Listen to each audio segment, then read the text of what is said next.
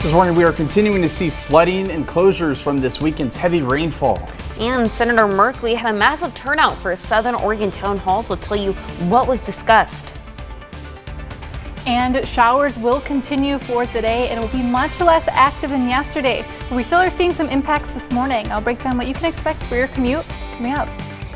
Live, local, late breaking. This is NewsWatch 12 this morning. Good morning. The time is 6 a.m. on March 17th. Welcome to NewsWatch 12 this morning. I'm Damien Alvarado. And I'm Brinkley Hill. Go ahead and take a look at this. This weekend we saw flooding, power outages, and landslides, all related to the heavy rain. And just take a look at this video posted by the Rogue River Siskiyou National Forest of Powers Road. They reported getting 7 inches of rain in 24 hours. The U.S. Forest Service encouraging everyone to drive carefully this morning and not drive through flooded roadways because you never know what is in that water. But right now we're checking with Storm Tracker 12 meteorologist Sarah Kress about what we can expect for our Monday morning. Yeah, for our Monday, we still are dealing with shower activity. We'll still likely be seeing impacts to our roads. And not only did we see heavy rainfall, we saw very strong wind gusts, especially over east of the Cascades, and very heavy snow at times. So travel along the passes this weekend was not looking great on top of that flooding. So we had multiple impacts through our weekend. But what will we expect today, this morning? Well, snowy and slick roads. This morning, snow levels between about 1,500 to 2,000 feet. We are seeing some snow on our lower west side valley passes. Now, rivers and streams will stay high for our day today. And because of the saturated ground, rock and landslides may occur throughout our day. So if you see these on the road, make sure you are reporting them. Make sure you are turning around as well.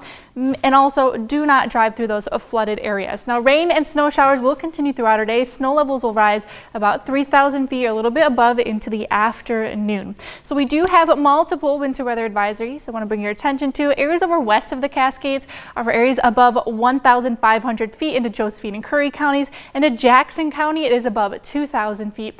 East side into Siskiyou County, it does last longer until 2 p.m. today. But so on top of that, we aren't going to be seeing huge rainfall amounts throughout our day today. We did receive quite a bit over the past 38 hours. These are recently just updated from the National Weather Service. If you can tell that over west side, it was quite a bit. Some areas even getting over 8 inches.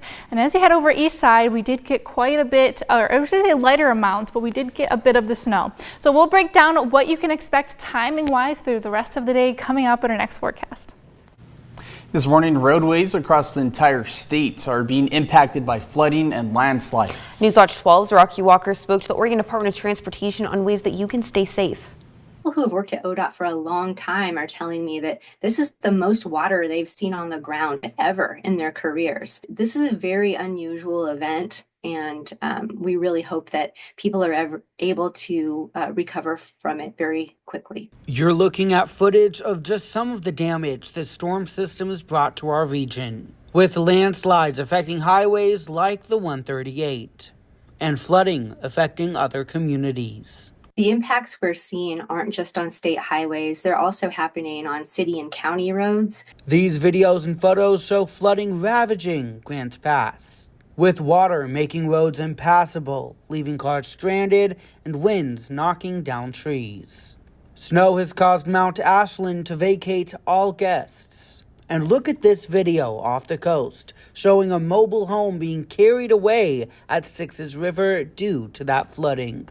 ODOT says, the most important thing right now is to know that this storm is widespread and it is impacting the entire Southwest Oregon area. So if you can stay home, that's really the safest thing to do.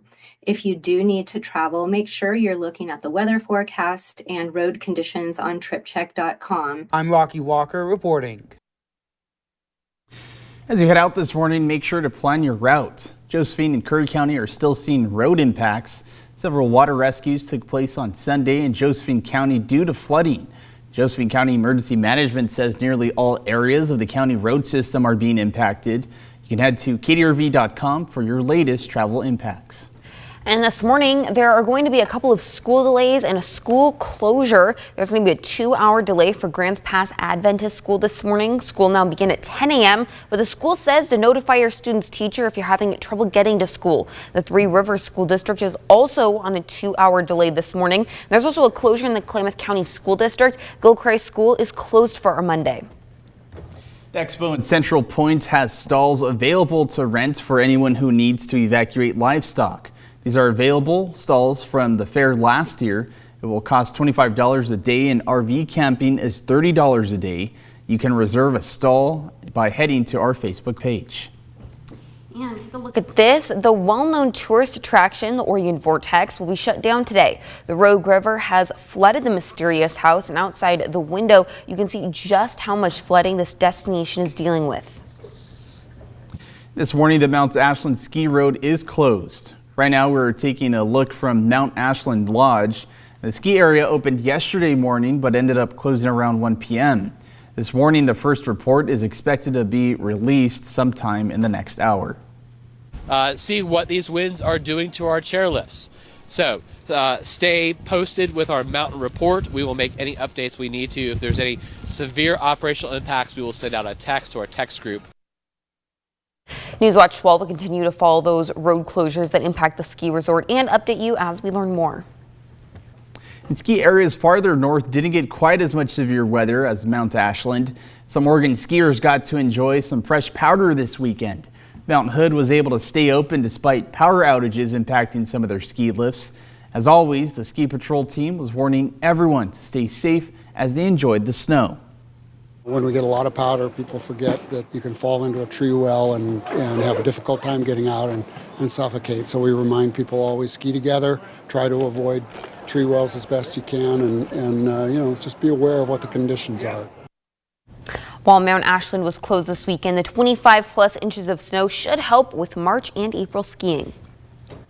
This weekend, more than 1,000 Southern Oregonians went to Senator Jeff Merkley's town halls in Jackson and Josephine County.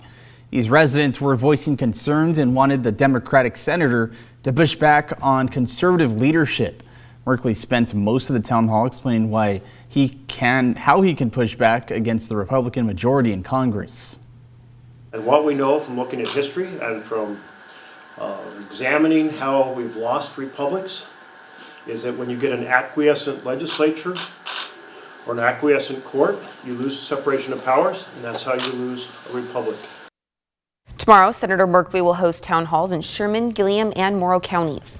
And this morning, we're taking a look at recently passed Senate Bill 310. It gives California Native American tribes like the Crook tribe the legal right to do cultural burns without needing state permits. These burns are part of their traditional way of managing land, and it helps reduce the risk of catastrophic wildfires. Before this, California's law banned these practices, which disrupted their way of life.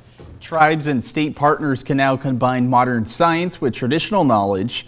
It provides the Karuk tribe with the ability to conduct cultural burns to enhance food sources, medicinal plants, and fiber resources.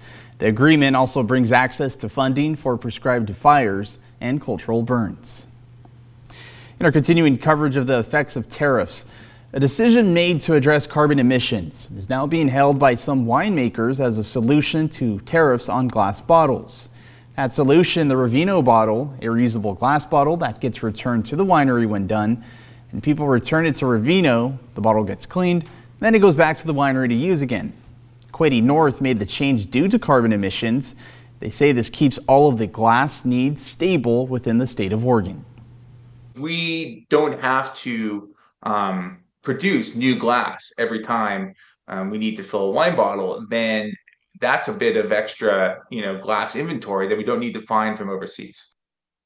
Wineries we've interviewed have told us they believe that in the wake of tariffs, many wineries may lean towards products like this. They say stability in an ever-changing market pushes many towards new innovations. This morning, the Rogue Valley Transportation Department's new route in Central Point starts running. Route 41 will begin at the Medford Airport and make stops throughout Central Point. The route will make stops at Albertsons, Providence, Critter High School, and Twin Creeks Park. It can also be used to reach Medford and White City. The route runs Monday through Friday between 7:30 a.m. and 5:30 p.m. Today is St. Patrick's Day, and local police departments reminding you to have a fun but safe holiday. Phoenix Police is reminding you the safest ways to celebrate. Make sure to plan ahead, whether that's a designated driver or taking an Uber or Lyft. Know how you're getting home before you take off to celebrate. And police are also asking you to make sure to watch out for your friends. And if someone is planning to drive drunk, take their keys and help make sure they get home safely. This weekend, Medford Police honored the only MPD officer to lose their life in the line of duty. George Prescott died serving an arrest warrant on Peach Street in 1933. The mosaic sculpture was placed outside the station in 2017 to remember him. Officer Prescott is also memorialized through Prescott Park on Roxy and Peak.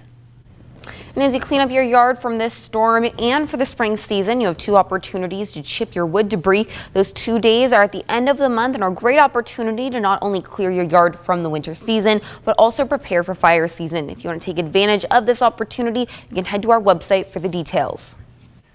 And we're still dealing with showers this morning, and that'll likely continue throughout our day. Snow levels this morning are a bit lower as well, so we are seeing snow even into our west side valley passes.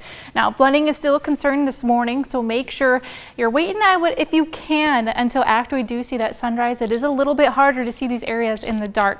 But throughout our day, we will see flooding become much less because these showers are definitely going to be less of a concern compared to what we saw yesterday. But this morning, we do have multiple winter weather advisories issued for the area. So coming up in our next forecast, I'll break those down for you and what we can expect through the rest of the week.